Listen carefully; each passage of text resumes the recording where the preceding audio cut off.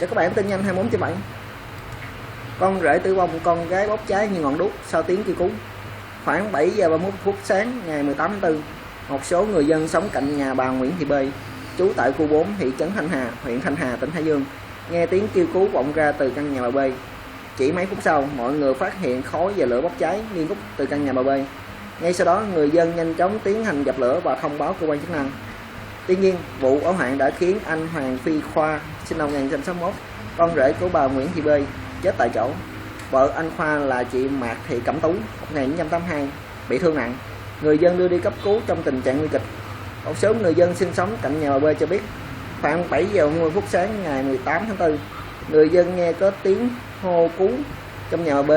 Khi người dân chạy vào thì thấy anh Khoa và vợ là chị Mạc Cẩm Tú bốc cháy như ngọn đuốc.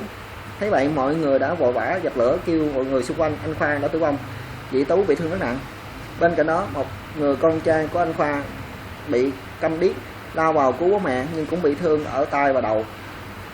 Theo người dân cho biết, thời gian gần đây hai vợ chồng anh Khoa thường cãi nhau.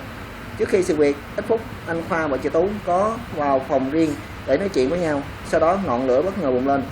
Được biết, anh Hoàng Phi Khoa vốn là người ở xã Thanh Xá, huyện Thanh Hà. Khi lấy chị Tú thì chọn về khu 4 thị trấn Thanh Hà để sinh sống.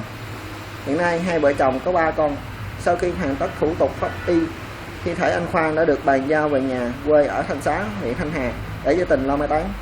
Trao đổi với chúng tôi, ông Phạm Văn Chiến, Phó Chủ tịch của Ủy ban nhân dân thị trấn Thanh Hà, huyện Thanh Hà, tỉnh Hải Dương cho biết, hiện công an Thanh Hà đang phong tỏa hiện trường ngôi nhà cháy để điều tra làm rõ nguyên nhân dẫn đến vụ việc trên. Theo quan sát chúng tôi, tại ngôi nhà xảy ra vụ cháy, công an đã niêm phong cửa ra vào để điều tra, nhưng vết nám đen trên tường ngôi nhà cấp 4 là hậu quả của vụ cháy. Hiện nguyên nhân vụ việc đang được các cơ quan chức năng điều tra làm rõ.